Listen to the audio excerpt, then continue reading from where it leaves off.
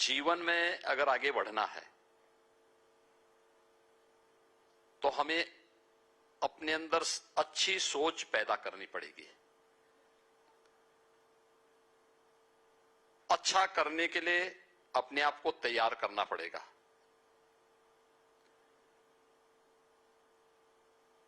और उसके अनुरूप जो सोचा है उसके अनुरूप अपने आप को तैयार करना, फिर उसके अनुरूप आगे बढ़ जाना। टेक्नोलॉजी आज के दिन पे महत्वपूर्ण है, लेकिन उसकी भी अपनी एक सीमा होती है, अपनी एक आवश्यकता होती है। आवश्यकता से अधिक भी नहीं और ऐसा भी नहीं कि आपको उसकी जानकारी भी न हो। चैलेंज है हमारी आज की पीढ़ी के लिए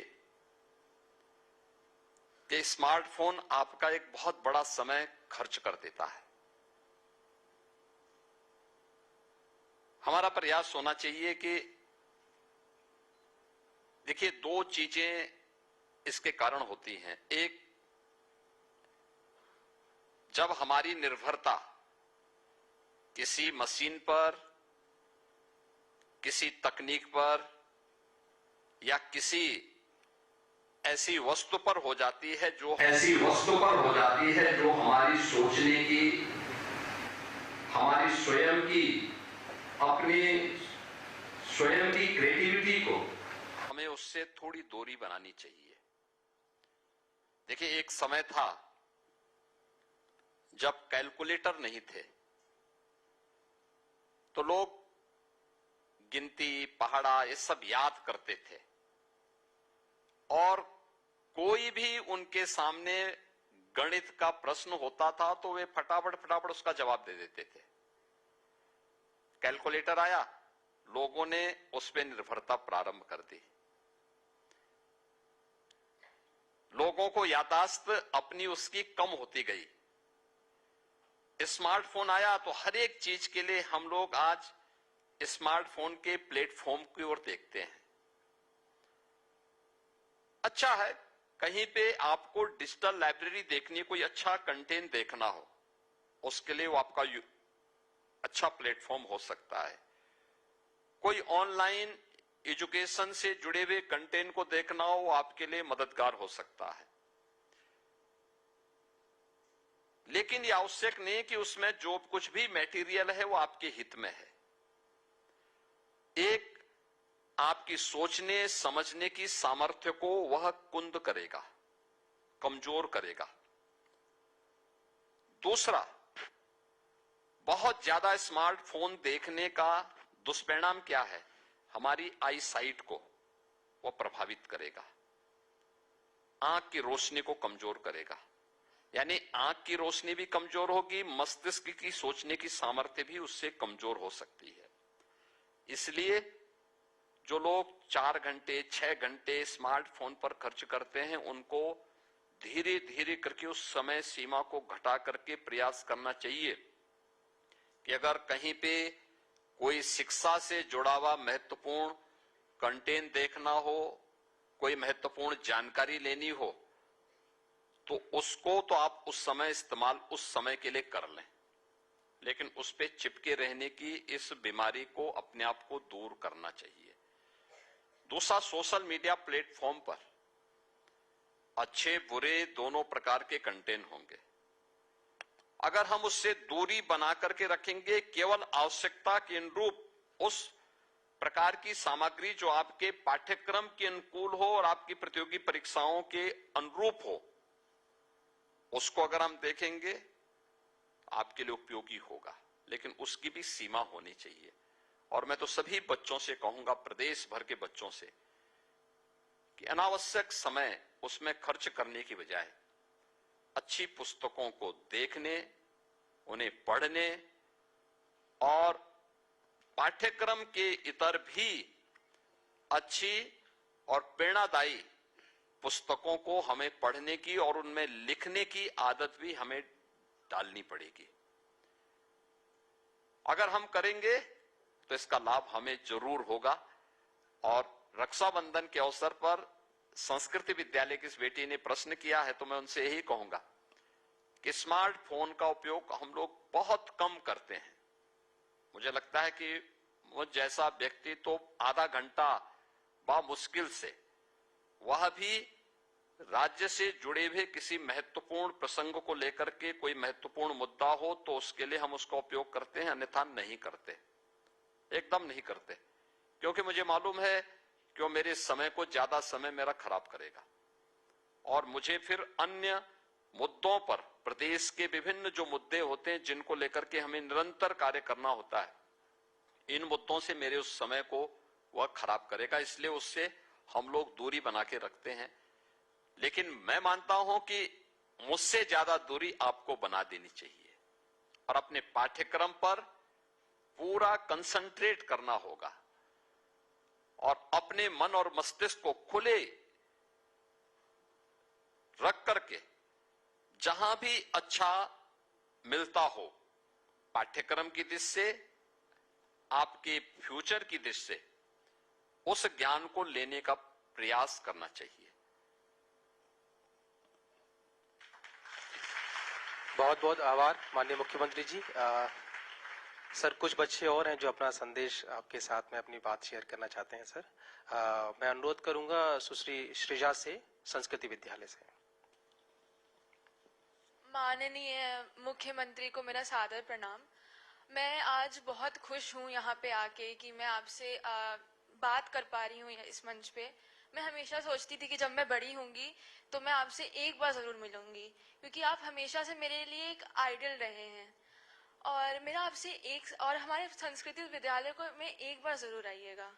मेरा आपसे एक सवाल है कि ये एक ऐसा प्रदेश है जिसमें इंडिया में सबसे ज्यादा पॉपुलेशन है, तो आप इस प्रदेश को कैसे संभालते हैं?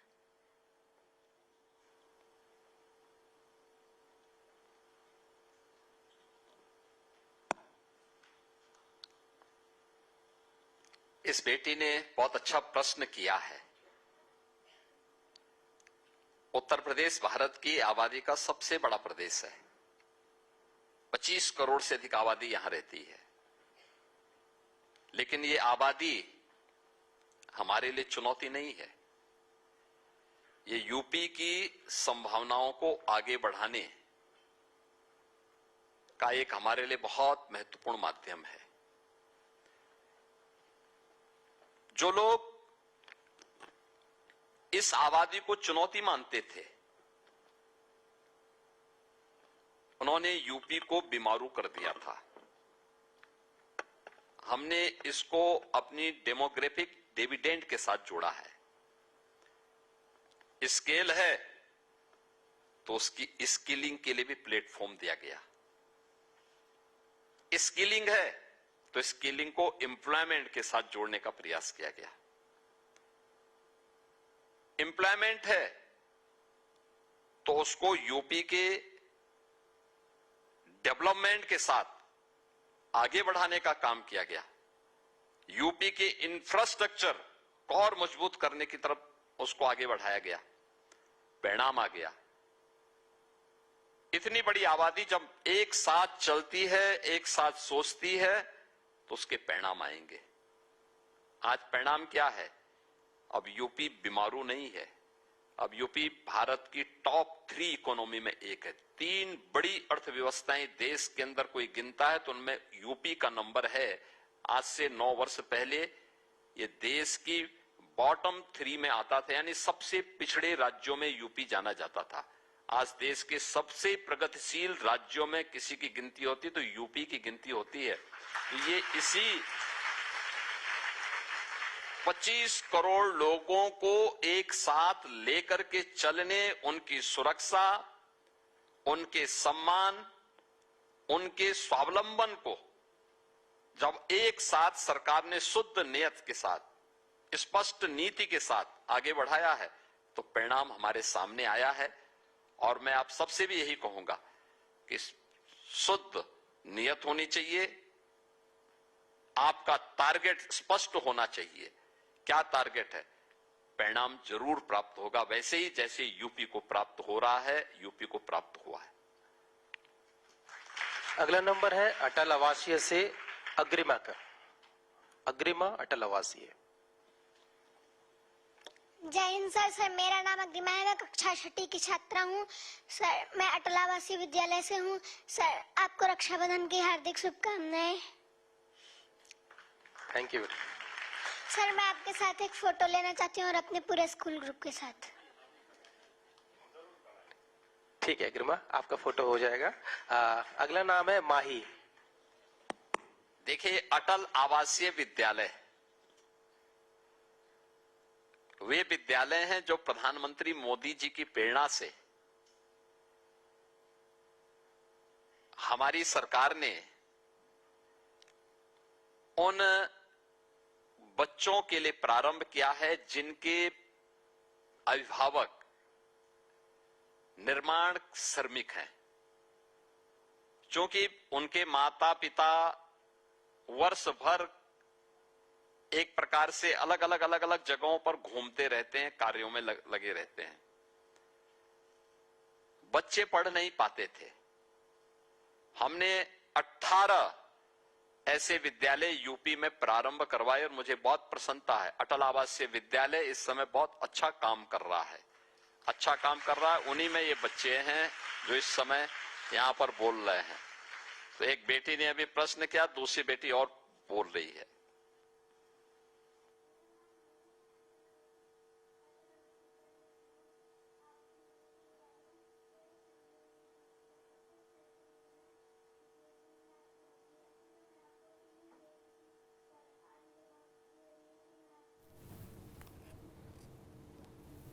तो देखिए यहाँ पर मुख्यमंत्री योगी आदित्यनाथ ने पहले बेटियों से राखी बंधवाई और उसके बाद यहाँ पर बातचीत मुख्यमंत्री सभी से करते हुए नजर आ रहे हैं। वो बीच में बच्ची है।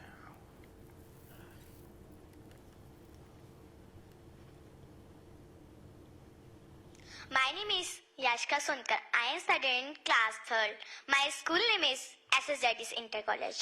मैंने आपको बहुत बार टीवी में देखा है, आज मैं आपको रियल में देख रही हूँ, फेस टू फेस बात करना चाहती हूँ। ये है कि मुझे अपने पूरे ग्रुप के साथ फोटो खिंचवाना है। जय हिंद, जय भारत। ठीक है। एलपीएस से अनंशी प्रिया।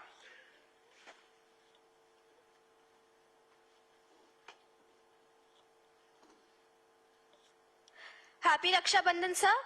I am Ananshi Priya from Lucknow Public School. And sir, I have a question from you. Like, what is the difference you have noticed after becoming the CM of Uttar Pradesh?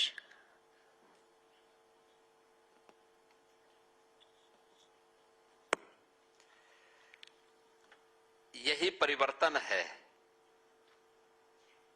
जो हम लोगों ने आज यहां पर देखा है। 2017 के पहले बेटियां इस रूप में इसने इतने सुरक्षित और उन्मुक्त वातावरण में मुख्यमंत्री के साथ पहले बात नहीं कर सकती थी, मिल नहीं सकती थी, वहां तक पहुंच नहीं सकती थी। आज देखिए इतनी सारी बेटियां एक साथ यहां पर आई हैं, न सुरक्षा का भय है और न ही किसी प्रकार के कोई प्रोटोकॉल का कोई भय। सब आ रही हैं, अपना प्रश्न कर रही हैं, अपने स्कूल जा रही हैं। इससे पहले 2017 के पहले एक संकट था, बेटी स्कूल नहीं जा पाती थी। अभिभावक या तो बेटी को स्कूल भेजना बंद कर दिए थे या घर के बाहर, सुदूर प्रदेश के बाहर किसी हॉस्टल में रखते थे। परिणाम क्या होता था?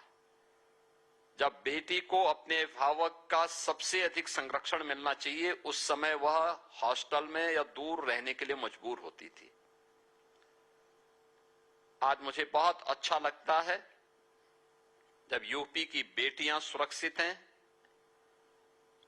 उनका सम्मान हो रहा है, और यूपी की बेटियां स्वावलंबन के साथ आगे बढ़ करके जीवन के प्रत्येक क्षेत्र में प्रदेश को और देश को आगे बढ़ाने में अपना योगदान दे रही हैं। ये बहुत बड़ा कार्य आज के दिन पे हो रहा है और हम लोगों ने भी इसकी व्यवस्था सुनिश्चित की कि बेटी के जन्म लेने से लेकर के उसके स्नातक तक की पढ़ाई के लिए मुख्यमंत्री कन्या सुमंगला योजना, बेटी शादी योग्य होती है तो उसके लिए मुख्यमंत्री सामूहिक विवाह की योजना, बेटी कॉलेजेस में पढ़ रही है, स्कूल में पढ़ रही है तो उसके लिए स्कॉलरशिप की व्यवस्था, और अभी तो स्नातक की हम बेटियों के लिए जो मेधावी बेटियां हैं, एक स्वस्थ प्रतिस्पर्धा को आगे बढ़ाने के लिए ऐसी 50,000 बेटियों को हम स्कूटी भी प्रदान करने जा रहे हैं। जो बेटियां प्रदेश के अंदर, अब बेटी किसी से कम नहीं। अब यूपी पुलिस में भी हम लोगों ने, जब हम लोग आए नहीं थे यानी 17 के पहले, यूपी पुलिस में मात्र 10,000 महिलाएं पुलिसकर्मी थीं। आज उनकी संख्या 45,000 हो गई है और बहुत जल्दी ये 50,000 होने जा रही है। ये परिवर्तन है। परिणाम है हर एक क्षेत्र में बेटियां आज आगे बढ़ रही हैं और यूपी उसका परिणाम है कि तेजी के साथ आगे बढ़ रहा है। जो मैंने पहले कहा, बीमारू नहीं, अब यूपी भारत की इकोनॉमी का एक ग्रोथ इंजन बनकर के आगे बढ़ा है। यही परिवर्तन है। अंतिम बच्ची है सुकैना एलपीएस से।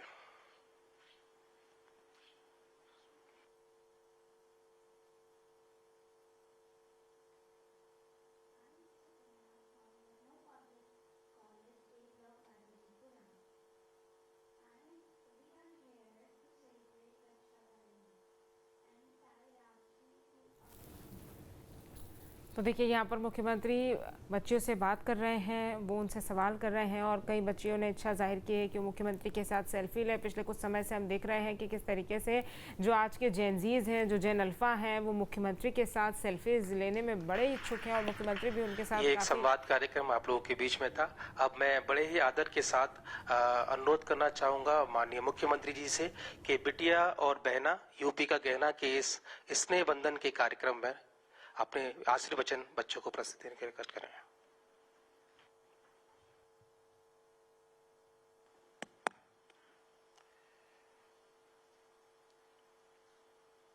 सबसे पहले आप सभी को और पूरे प्रदेश भर के सभी नागरिकों को, सभी बहनों और सभी भाइयों को मैं रक्षाबंधन की हृदय से बधाई देता हूं। ये केवल एक पर्व मात्र नहीं है, ये केवल रक्षा का एक सूत्र बांधने का आयोजन मात्र नहीं है। ये श्रद्धा का प्रतीक है, विश्वास का प्रतीक है और एक दूसरे को जानने का भी प्रतीक है ये आयोजन। हमारा शास्त्र कहता है, श्रद्धावान लभते ज्ञानम, यानी जीवन में अगर हमें ज्ञानवान बनना है तो अपने से बड़ों के प्रति सम्मान का भाव, उनके प्रति श्रद्धा का भाव हमारे मन में होना चाहिए। इस श्रद्धा और सम्मान का भाव विश्वास में बदलता है। विश्वास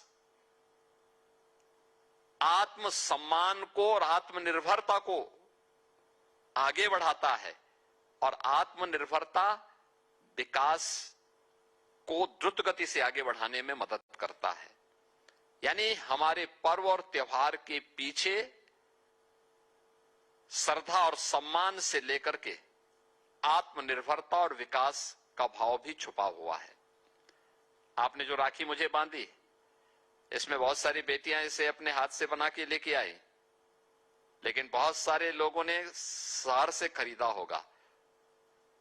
जिन्होंने अपने हाथ से बनाई उनको भी रॉ मटेरियल मार्केट से लेना पड़ा होगा। रॉ मटेरियल भी किसी कारीगर ने, किसी हस्तशिल्पी ने तैयार किया होगा। जो राखी आप बाजार से खरीद के लेके आई, वह भी बाजार में किसी हस्तशिल्पी ने, किसी कारीगर ने उन्हें तैयार किया होगा। यानी ये कैसे चक्र एक दूसरे के साथ जुड़ा हुआ है। आपने उसको खरीदा, पैसा दुकानदार के माध्यम से उस कारीगर तक पहुंच गया। अब सोचो, आज प्रदेश में 15 करोड़ राखियां बन रही हैं।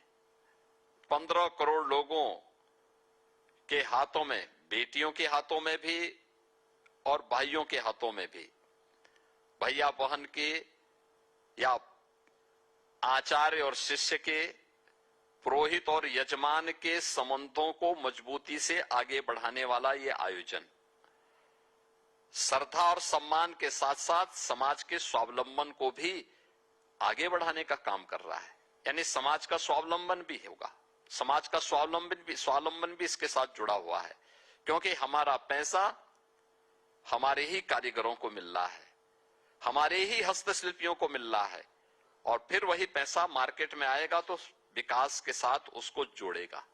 हर एक चीज एक दूसरे के साथ जुड़ी हुई है। यही है समाज के सुरक्षा का, सम्मान का और स्वावलंबन का पक्ष। और यूपी के अंदर मिशन शक्ति का कार्यक्रम बेटी की सुरक्षा, बेटी के सम्मान और बेटी के स्वावलंबन को समर्पित इसीलिए किया गया है। देखिए, जो प्रश्न यहां पर आज विभिन्न स्कूलों से आई हुई इन बेटियों ने मेरे सामने किए हैं, वह बहुत रोचक हैं और वह उनकी आकांक्षाओं के प्रतीक भी हैं। उनकी उत्सुकता को भी प्रदर्शित करता है। और मैंने जो पहले भी कहा, पहले बेटी भय के मारे स्कूल नहीं जा पाती थी। आज मुझे बहुत अच्छा लगता है जब बेटी स्कूल जाती है। बेसिक शिक्षा परिषद में मैं देखता था, पहले बेटियां स्कूल जाती थीं तो उसके साथ भेदभाव क्या होता था। कुछ परिवार थे जिनके पास साधन नहीं थे, तो वह बेटे के लिए तो किसी प्रकार से यूनिफॉर्म बना देते थे, लेकिन बेटी के लिए नहीं बना पाते थे। बेटे के लिए चप्पल या जूता लेके आ जाते थे, लेकिन बेटी के लिए नहीं आ पाते, तो नंगे पैर स्कूल जाती थी। मुझे याद है जब मैं मुख्यमंत्री बना था तो मैंने कुछ जनपदों के दौरे प्रारंभ किए थे। तो एक जनपद में मैं गया था, अक्टूबर नवंबर का महीना था, सर्दियां प्रारंभ हो रही थी। सुबह सुबह स्कूल कुछ बच्चे जा रहे थे तो मैंने गाड़ी रोकी। मैंने पूछा, कुछ बेटियां स्कूल जा रही थी, मैंने उन बच्चियों से पूछा, मैंने कहा कहां जा रही हो? उन्होंने कहा छोटा सा एक फटा हुआ बैग कंधे में लटका करके वो बेटियां जा रही थी, छोटी छोटी बच्चियां थी। कहा स्कूल। मैंने कहा स्कूल जा रहे हो, यूनिफॉर्म नहीं है क्या? वो चुप। फिर मैंने देखा कि पथरीली रास्तों से नंगे पैर। मैंने पूछा उनको, मैंने कहा तुम्हारे पास चप्पल नहीं है? चुप। फिर मैंने पूछा एक बेटी से, मैंने कहा तुम अकेली हो? कहा नहीं, भैया भी है। मैंने कहा भैया कहाँ है? कहा भैया को दूसरे स्कूल में भेजा गया। मैंने कहा कौन स्कूल है? क्या कि दूसरा स्कूल। मैंने कहा भैया के पास भी चप्पल नहीं है? कहा नहीं, उनके लिए, उसके लिए भैया, उसको जूता, उसके पास जूता है, उसके पास यूनिफॉर्म भी है। मैं उसी दिन लखनऊ आया, मैंने उसी दिन आदेश जारी किया। मैंने कहा हर बेटी को, पहला आदेश था मेरा, हर बेटी को हम 2 यूनिफॉर्म देंगे, बैग देंगे, बुक्स देंगे, शूज और सॉक्स भी देंगे, यानी जूता, मोजा और सर्दियों में स्वेटर भी देंगे। फिर मेरे मन में आया कि सभी बच्चे वहां पे बहुत वीकर सेक्शन के हैं, गरीब हैं। फिर मैंने कहा सभी बच्चों को हम ये सुविधा उपलब्ध करवाने जा रहे हैं। और मुझे बहुत अच्छा लगता, आज के दिन पे हम 1,60,00,000 बच्चों को हर वर्ष 2 uniform, bag, books, shoes, socks, sweater ये सब उपलब्ध करवा रहे हैं। और प्रदेश भर में वे सब बच्चियां आज अपनी यूनिफॉर्म में अपने जूते मोजे पहन करके स्कूल जाती हैं। यही स्थिति कस्तूरबा गांधी विद्यालय की भी थी। कस्तूरबा गांधी विद्यालय की भी कुछ बेटियां यहां पे बोल रही थी। गरीब घरों से वे बेटियां थी। उन बेटियों के लिए 8वीं तक तो स्कूल बना दिए गए, लेकिन 8वीं के बाद ज्यादातर बेटियां फिर घर जाती थी, आगे पढ़ाई नहीं कर पाती थी। हमने तय किया कि हम उन विद्यालयों को अब 8वीं से बढ़ा करके 12वीं तक करेंगे और सभी विकास खंडों में करेंगे। आज हम सभी 825 विकास खंडों में वे विद्यालय का निर्माण हम लोगों ने प्रारंभ कर दिया है। अटल आवासीय विद्यालय में बच्चियों की संख्या को बढ़ा दिया है। इसके अलावा देश का पहला सैनिक स्कूल लखनऊ में, यहां पर परमवीर चक्र विजेता कैप्टन मनोज पांडे के नाम पर यह संचालित है। यूपी का सैनिक स्कूल पहला स्कूल है देश का सैनिक स्कूलों में, जिसमें हमने कहा कि नहीं, बेटियों की भी इसमें प्रवेश होना चाहिए। और किसी सैनिक स्कूल में पहली बार बेटियों को प्रवेश दिया गया। ये 18 में हम लोगों ने प्रारंभ कर दिया था। आज मुझे प्रसन्नता है देश के सभी सैनिक स्कूलों में ये प्रारंभ हो गया है। और अटल आवासीय विद्यालय के बारे में मैंने आपको बताया ये कि अटल आवासीय विद्यालय में भी ये सुविधा उपलब्ध करवाई जा रही है। ये केवल आज के लिए नहीं, सरकार के स्तर पर जो पहल प्रारंभ हुई है, ये देश को बनाने की दिशा में, क्योंकि हम जैसा वातावरण देंगे उस प्रकार से लोग आगे बढ़ेंगे। पहले महिलाएं, यानी बच्चे तो स्कूल जा ही नहीं पाते थे, लेकिन महिलाएं भी काम पे नहीं जा पाती थी। इतनी बड़ी आबादी में केवल 12% महिलाएं ही नौकरी या रोजगार के साथ जुड़ पाई थी। आजादी के बाद से लेकर के 75 वर्ष तक ये मामला स्थिति थी। आज मुझे बताते हुए प्रसन्नता है, ये संख्या 12% से बढ़कर के 36% से अधिक हो चुकी है। और हमने हर बड़े शहर में कामकाजी महिलाओं के लिए निःशुल्क छात्रावास के निर्माण के कार्यक्रम को आगे बढ़ाया है। आज मुझे अच्छा लगता है जब बेटी भी मांग करती है कि अगर पुरुष नाइट शिफ्ट में काम कर सकता है तो हम क्यों नहीं कर सकते, हम भी काम करेंगे, देश को आगे बढ़ाने में अपना योगदान देंगे। ये बहुत बड़ी बात होती है और ये काम निरंतर हर एक क्षेत्र में हम लोग देख रहे हैं। और रक्षाबंधन का आयोजन भी हम लोगों को उसी आत्मविश्वास से आगे बढ़ने के लिए प्रेरित कर रहा है जो एक परिवार का भाव होता है हम सबके पास।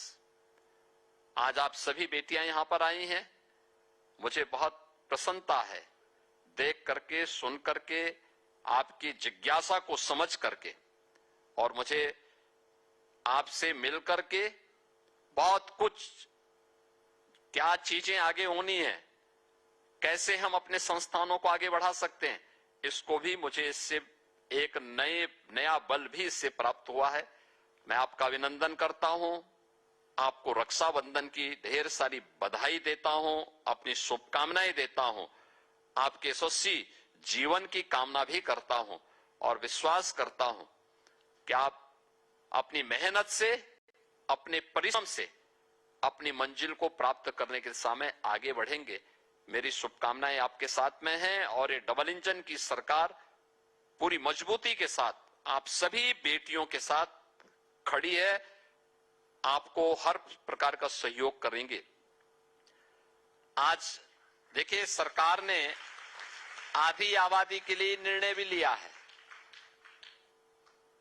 27, 28 और 29 अगस्त को 3 दिन के लिए उत्तर प्रदेश परिवहन निगम और उत्तर प्रदेश की नगरीय सेवा की जितनी भी हमारी बसें चलती हैं उनमें फ्री यात्रा एक सह यात्री के साथ कोई भी बेटी, कोई भी बहन, कोई भी माता कर सकती है।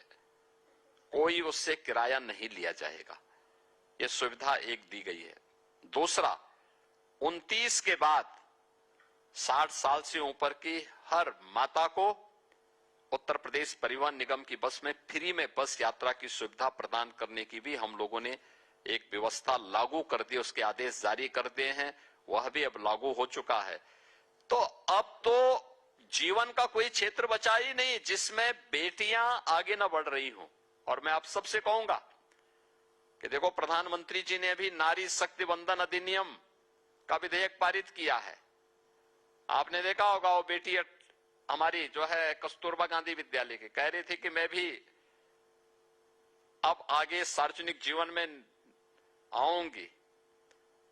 मुझे लगता है कि ये अधिनियम पारित होकर के लागू हो जाए तो विधानसभा और लोकसभा यानी पंचायतों में तो पहले से ही है, लेकिन वहां पर भी इतनी प्रतिशत बेटियां जाएंगी और उनको भी एक प्लेटफॉर्म प्राप्त होगा। यानी कानून का पालन करना ही नहीं बल्कि कानून बनाने वाली टेबल पे आप बैठेंगे। ये एक विश्वास के साथ हम कह सकते हैं कि भारत उधर बढ़ रहा है। आपको मैं इस अवसर पर आज रक्षाबंधन की बधाई देता हूं, शुभकामनाएं देता हूं और आपके परिवार और आप सबके लिए विश्वास करता हूं कि आप इसी मेहनत के साथ, इसी परिश्रम के साथ आगे बढ़ करके अपने लक्ष्य को प्राप्त करेंगे और प्रदेश और देश के विकास में अपना योगदान देंगे।